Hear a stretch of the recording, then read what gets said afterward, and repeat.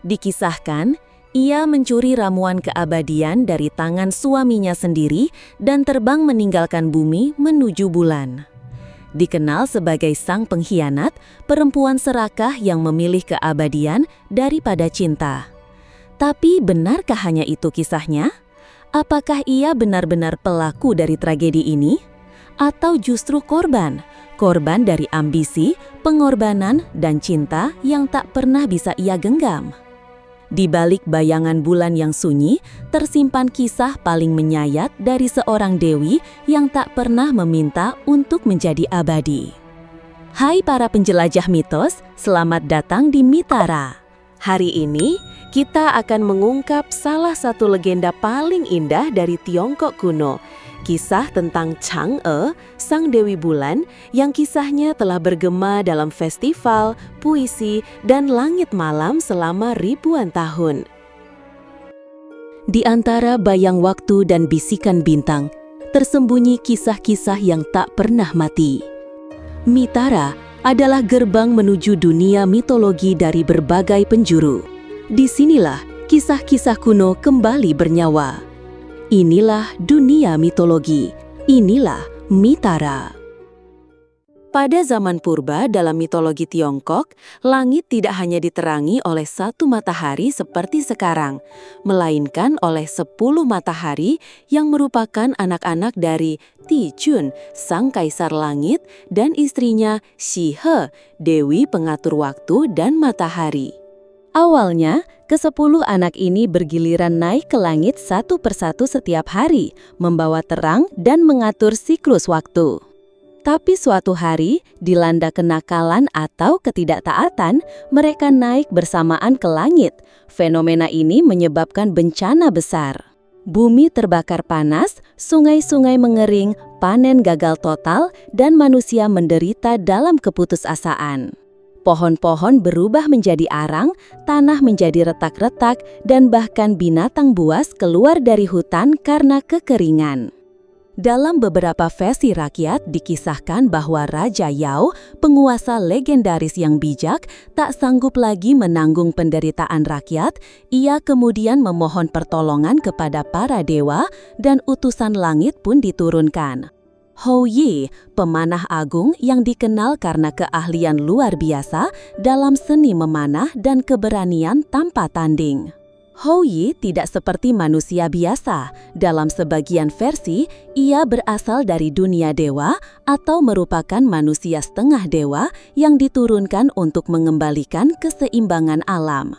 Ia membawa busur sakti dan anak panah emas, pemberian dari Raja Langit, lalu mendaki Gunung Kunlun, tempat para dewa dan matahari bersemayam. Dengan keberanian dan keteguhan hati, Hou Yi membidik langit dan memanah jatuh satu persatu 9 matahari. Langit bergemuruh setiap kali sebuah matahari jatuh ke bumi, berubah menjadi burung 3 kaki, San Cheu, simbol matahari dalam budaya Tiongkok. Hanya satu matahari tersisa yang kemudian menjadi matahari kita sekarang, agar dunia tetap memiliki siang. Setelah aksi heroiknya, bumi kembali sejuk, sungai kembali mengalir, hujan turun, dan kehidupan pulih. Hou Yi menjadi pahlawan besar, disanjung oleh rakyat dan diangkat sebagai tokoh mitologis agung yang menyelamatkan dunia dari kehancuran. Namun, di balik kemasyhuran itu, takdir tragis telah menantinya. Karena pengaruh tindakan Hou Yi pada tatanan kosmis, kehidupannya dan cinta dalam rumah tangganya berubah selamanya. Sebagai bentuk penghargaan atas jasanya menyelamatkan dunia dari kehancuran, Shi Wangmu, Dewi Barat, dan penguasa istana Giok di Gunung Kunlun memanggil Hou Yi ke istananya yang agung. Dalam beberapa versi, ia mengundang Hou Yi ke pesta perjamuan abadi bersama para dewa. Di sanalah Hou Yi menerima ramuan keabadian, sebuah ramuan sakral yang konon dibuat dari esensi langit dan bumi, bunga giok, dan embun surgawi yang dikumpulkan selama 1000 tahun. Ramuan ini bukan sekedar obat umur panjang. Dalam tradisi Taoisme, ramuan keabadian adalah kunci menuju pengangkatan ke dunia abadi, Fei Sheng, tempat para dewa dan makhluk abadi hidup dalam harmoni. Siapapun yang meminumnya akan terbebas dari siklus kelahiran menjadi makhluk surgawi. Namun, ramuan itu hanya cukup untuk satu orang. Hou Yi, meskipun tergoda, menolak untuk meminumnya sendirian. Ia mencintai istrinya Chang'e, seorang wanita yang tidak hanya dikenal karena kecantikan dan ketenangannya yang anggun, seperti bulan musim gugur, tapi juga karena sifatnya yang lembut, cerdas, memiliki hati yang tulus dan penuh kasih. Ia adalah teman hidup Hou Yi dalam suka maupun duka. Dengan hati penuh cinta dan rasa tanggung jawab, Hou Yi menyimpan ramuan itu di rumah mereka dan berniat untuk mencari jalan agar kelak mereka bisa meminumnya bersama, hidup abadi berdampingan selamanya. Tapi, tak satu pun dari mereka tahu, ramuan keabadian bukan hanya memberi hidup abadi, tapi juga menguji sejauh mana cinta bisa bertahan di hadapan keabadian dan kesendirian. Versi yang paling populer dari legenda ini dan banyak tersebar dalam masyarakat Tiongkok berasal dari tradisi lisan dan teks mengisahkan tentang seorang pria bernama Feng Meng, murid dari Hou Yi yang tamak. Meski awalnya dianggap berbakat dan setia, keserakahan Feng Meng tumbuh seiring dengan ketenaran gurunya. Ia mendengar tentang ramuan keabadian yang disimpan Hou Yi dan mulai berangan-angan merebutnya untuk dirinya sendiri, bukan sebagai persembahan spiritual, tapi demi menguasai dunia dan hidup selamanya. Pada suatu hari, ketika Hou Yi pergi berburu, yang merupakan kegiatan rutinnya sebagai mantan pemanah istana, Feng Meng menyelinap ke rumah mereka. Menurut beberapa catatan, ia datang membawa senjata dan niat buruk. Ia mengancam Chang'e agar menyerahkan ramuan tersebut. Chang'e, yang saat itu sendiri dan tidak memiliki pertahanan apapun, dihadapkan pada pilihan tragis, menyerahkan ramuan suci kepada orang jahat atau mengorbankan segalanya untuk menjaga dunia tetap aman. Dalam kepanikan dan keberanian yang mendalam, Chang'e memutuskan untuk menelan ramuan itu sendiri. Sebuah tindakan yang ia lakukan bukan karena egoisme, melainkan demi mencegah keabadian jatuh ke tangan yang salah. Namun, tidak ada yang mempersiapkan dirinya untuk apa yang akan terjadi selanjutnya. Tubuh Chang'e perlahan terangkat dari tanah, melayang ke angkasa, diiringi cahaya lembut dari tubuhnya yang kini mulai bersinar seperti giok putih. Ia tidak naik ke langit surgawi, karena jalan itu hanya bisa dilalui oleh para dewa. Tapi, menuju ke bulan, satelit paling dekat dengan bumi, menjadi tempat pendaratannya. Chang'e pun menjadi abadi, tapi sendirian. Di sana, di tengah sepinya laut kesunyian, ia mendirikan istananya yang sunyi. Sejak saat itu, dia dikenal sebagai Dewi Bulan, penjaga malam, lambang kesetiaan dan kehilangan. Ketika Hou Yi pulang ke rumah, ia hanya menemukan jejak kekosongan. Istrinya telah tiada.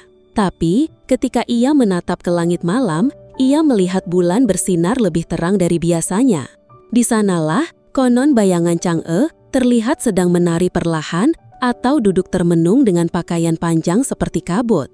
Dengan hati hancur, Hou Yi menyalakan lilin dan menyusun persembahan di altar, berupa buah-buahan dan makanan kesukaan istrinya. Dalam versi lain, ia membakar dupa dan mengucapkan doa panjang, sambil menatap bulan, berharap cinta mereka bisa terhubung lewat cahaya bulan.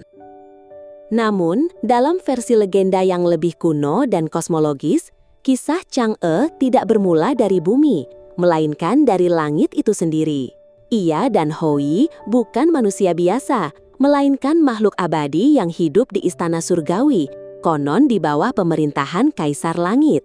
Mereka adalah pasangan yang saling mencintai, hidup dalam keabadian, menikmati keharmonisan surgawi. Namun, keharmonisan itu hancur ketika 10 anak Kaisar Matahari dalam wujud matahari terbit bersamaan, membakar bumi dan mengacaukan alam semesta. Kaisar Langit pun memerintahkan Hou Yi turun ke bumi untuk menertibkan kekacauan tersebut. Ia diberi busur sakti dan anak panah surgawi. Hou Yi melaksanakan tugasnya. Ia menembak jatuh 9 dari 10 matahari, menyisakan 1 agar dunia tetap hidup dalam terang dan tidak binasa. Tetapi tindakan ini, meskipun menyelamatkan dunia, dipandang sebagai pembangkangan terhadap tatanan surgawi. Dalam kosmologi Tiongkok, menyentuh keseimbangan langit adalah bentuk pelanggaran, betapapun niatnya mulia. Sebagai hukuman, Hou dan istrinya, Chang'e, diturunkan ke bumi. Mereka tidak lagi abadi, melainkan hidup sebagai manusia fana. Mereka merasakan lapar, usia, dan penderitaan, sesuatu yang tak pernah mereka alami di surga. Hou yang penuh penyesalan dan tetap mencintai Chang'e dengan sepenuh hati, bertekad memperbaiki segalanya. Ia melakukan perjalanan panjang dan sulit hingga akhirnya bertemu si Wangmu, Dewi Barat yang tinggal di Gunung Kunlun. Ia memohon kepadanya agar diberikan 2 dosis ramuan keabadian, bukan hanya untuk dirinya sendiri, tapi agar ia dan Chang'e bisa hidup abadi bersama seperti dulu. Ramuan itu disimpan dengan hati-hati untuk kelak mereka berdua bisa minum bersama. Namun, takdir kembali bermain. Suatu hari ketika Hou sedang pergi, Chang'e mengambil keputusan yang mengubah segalanya. Dalam beberapa versi yang dikisahkan, Chang'e meminum ramuan itu sendirian karena takut ramuan itu akan dicuri orang. Dalam versi lain, dia minum ramuan itu bukan karena serakah, tapi takut ditinggalkan oleh suaminya untuk hidup abadi sendirian. Dalam versi lain yang lebih emosional, disebutkan bahwa ia tidak sanggup melihat dirinya menua, menjadi beban bagi Hou yang kelak kembali menjadi abadi. Maka dengan cinta yang diliputi rasa takut, ia menelan ramuan tersebut. Apapun alasannya, setelah ramuan diminum, tubuhnya mulai melayang ringan.